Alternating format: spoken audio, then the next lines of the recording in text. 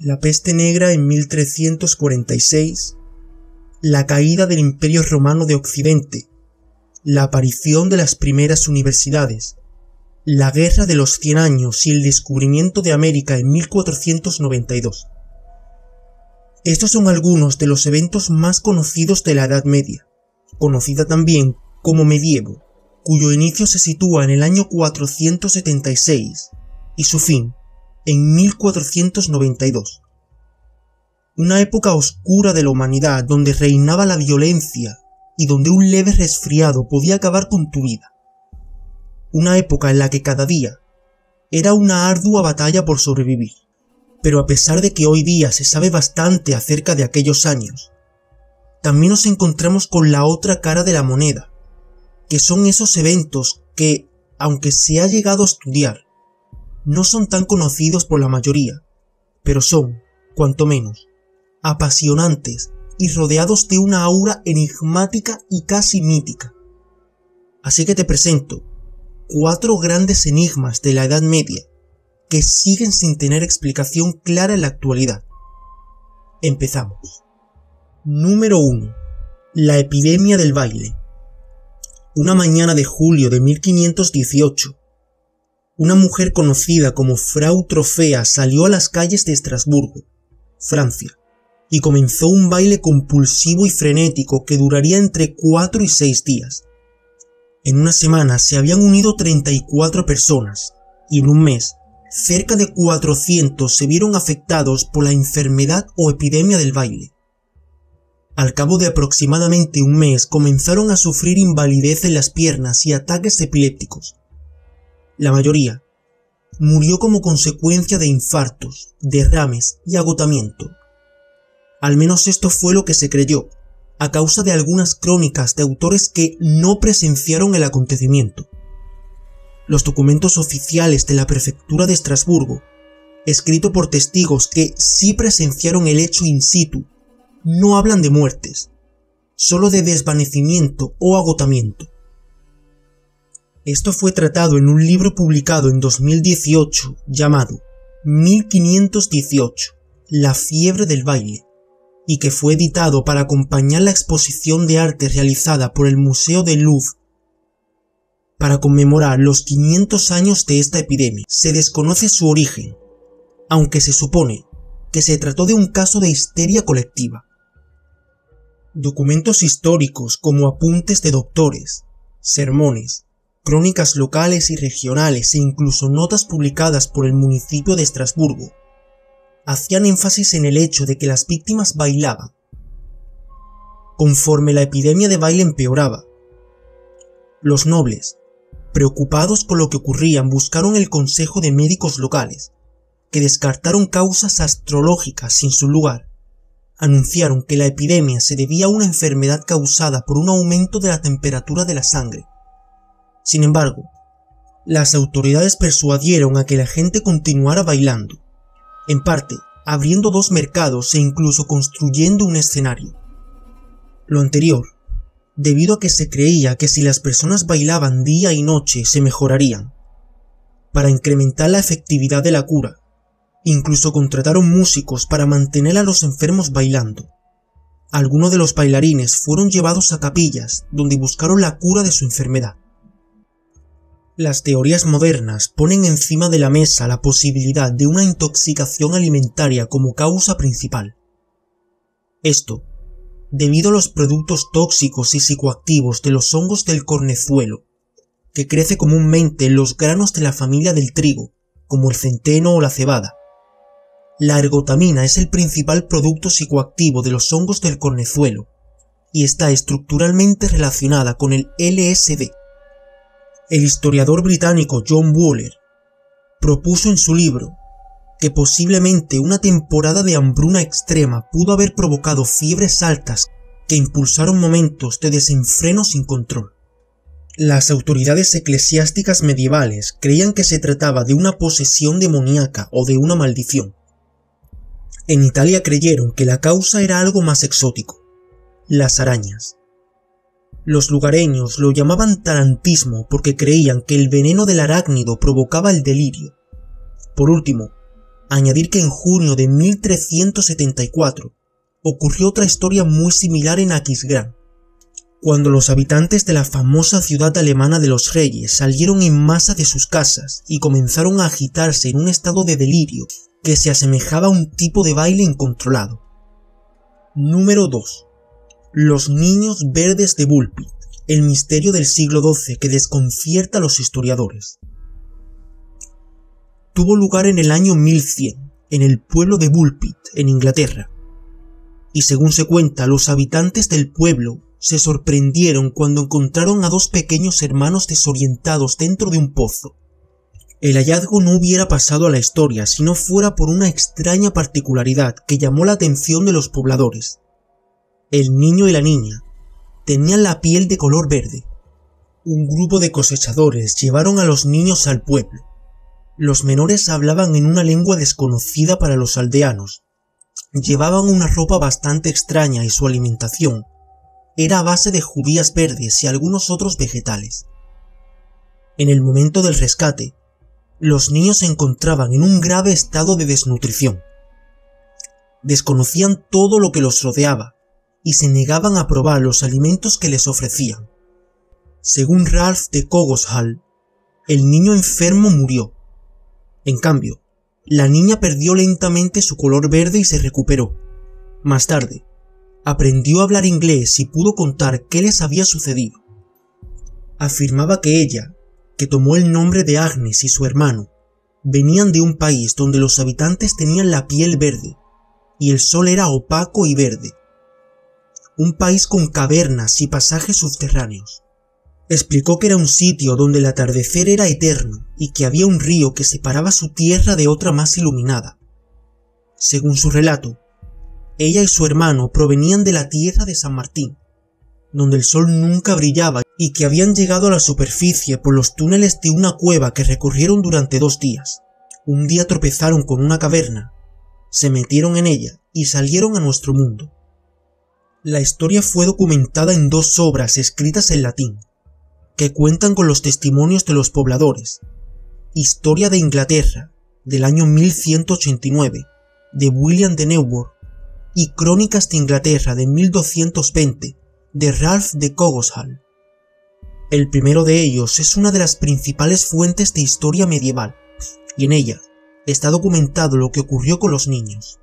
Newburgh escribió los sucesos basándose en los testimonios de quienes descubrieron a los 2 pequeños en un pozo. Dijeron que su piel era de color verde brillante, y hablaban en una lengua desconocida.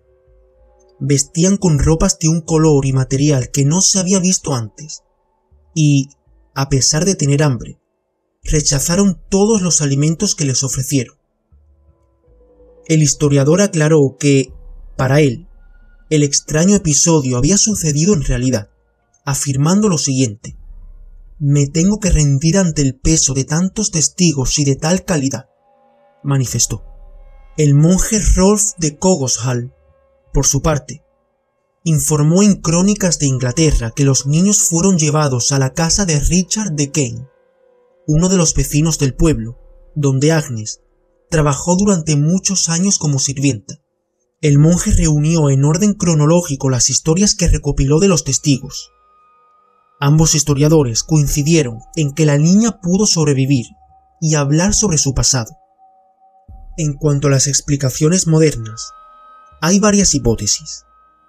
Una de ellas es en cuanto al color de la piel, que decían que podrían haber padecido clorosis, antiguamente llamada enfermedad verde, una rara afección causada por la anemia y que se caracteriza por un tinte verdoso en la piel. Sin embargo, otros especialistas afirmaron que la clorosis nunca llega a tornarse de color verde, sino que se trata de pigmentaciones menores. A pesar de todas las investigaciones que se han hecho a través de los siglos en torno a este inexplicable caso, hasta el momento no hay evidencias científicas que demuestran la veracidad o que desmientan esta historia fascinante que se convirtió en la leyenda de los niños verde de Bullpit. Número 3. Códice Voynich, el manuscrito más extraño del mundo. Es un libro ilustrado, de contenido desconocido, escrito por un autor anónimo en un alfabeto no identificado y un idioma incomprensible. Su nombre proviene del comerciante de libros antiguos Wilfrid Voynich, quien lo adquirió en 1912. Actualmente se conserva en la Biblioteca Beinecke de libros raros y manuscritos de la Universidad de Yale. La datación por carbono 14 ha determinado que el pergamino en el que está escrito fue fabricado entre 1404 y 1438.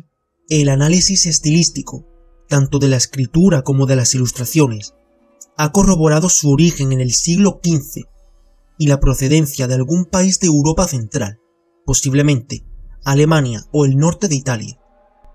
En el año 1639, la obra se encontraba en el Vaticano, donde se guardaba celosamente como un misterio por descubrir, y se llamó a un tal Anastasius Kircher, afamado jesuita, con una impresionante carrera como científico, investigador y criptógrafo, procedente de Maguncia. Se cree que el emperador Rodolfo II del Sacro Imperio pagó 600 ducados de oro por él, aunque no existe registro de tal operación, y es seguro que el manuscrito pasó a uno de sus consejeros, el médico y farmacéutico Jacobus de Tepenec, cuya firma es débilmente visible en el primer folio. Desde entonces estuvo en varias manos hasta acabar en la biblioteca del Colegio Romano. Allí permaneció más de 2 siglos, cuando en 1912 la colección que lo incluía fue adquirida por Wilfrid Voynich. El manuscrito consta actualmente de 116 folios, escritos sobre piel de cordero por ambos lados, y como los folios se pueden desplegar, son más de 200 páginas. Algunas de ellas son hojas plegables de distintos tamaños. Las ilustraciones que pueblan la mayoría de las páginas incluyen plantas, hierbas, diagramas astronómicos y zodiacales, y extraños sistemas de tuberías y bañeras poblados por figuras femeninas desnudas. El idioma en que está escrito, al que se ha denominado voyniqués, obedece a la ley de Zipf, al igual que otros lenguajes humanos, pero se distingue de la mayoría de ellos por una entropía normalmente baja, efecto de un conjunto de regularidades que hacen que la combinación entre los caracteres sea muy predecible. El manuscrito Voynich ha sido estudiado por muchos criptógrafos profesionales, lingüistas y aficionados, incluidos descifradores de códigos estadounidenses y británicos de la Primera y Segunda Guerra Mundial. Las hipótesis sugeridas abarcan desde un idioma o dialecto desconocido, algún cifrado sofisticado o un engaño sin sentido. Ninguna de las muchas soluciones reclamadas han sido verificadas de forma independiente, y el manuscrito continúa sin descifrarse. El misterio de su significado y origen ha excitado al imaginario popular, convirtiéndolo en objeto de estudio y especulación. Se han hecho muchas conjeturas sobre su autor y el idioma en el que está escrito, e incluso, de manera reciente, un experto cree haber descifrado una parte del texto, pero el contenido permanece en el misterio total. Número 4. Los príncipes en la torre. En numerosos cuadros, vemos las caras aterrorizadas de 2 niños que se abrazan o duermen juntos, mientras alguien esgrime una almohada con siniestras intenciones. Estos son los príncipes en la torre, que aparecen en numerosas obras de arte desde el siglo XV. Shakespeare escribió su obra Ricardo III inspirado por lo que él y la mayoría de sus conciudadanos creía que les había ocurrido a los príncipes. En el año 1483, Londres fue escenario de una serie de sucesos que han dado lugar a uno de los mayores enigmas de la historia de Inglaterra. En abril de ese año falleció el rey Eduardo IV, e inmediatamente fue sucedido en el trono por su hijo primogénito y heredero, Eduardo V, un chico de apenas 12 años de edad. El hermano menor del rey fallecido, Ricardo, duque de Gloucester, fue nombrado protector del reino, lo que lo dejaba al mando del gobierno efectivo del estado. Poco después, el nuevo rey y su hermano pequeño, Ricardo de 9 años, fueron confinados en la Torre de Londres por orden de su tío. y el 26 de junio de ese mismo año, una asamblea de los 3 estados del reino depuso a Eduardo V por considerar que él y su hermano eran bastardos, alegando que el matrimonio de su madre, Elizabeth, con Eduardo IV era nulo, porque éste había firmado poco antes un precontrato matrimonial con otra mujer, Eleanor Talbot. El duque de Gloucester fue designado nuevo rey con el nombre de Ricardo III. Los príncipes desaparecieron pocas semanas después, sin que se diera ninguna explicación oficial sobre cuándo o cómo murieron y dónde fueron enterrados.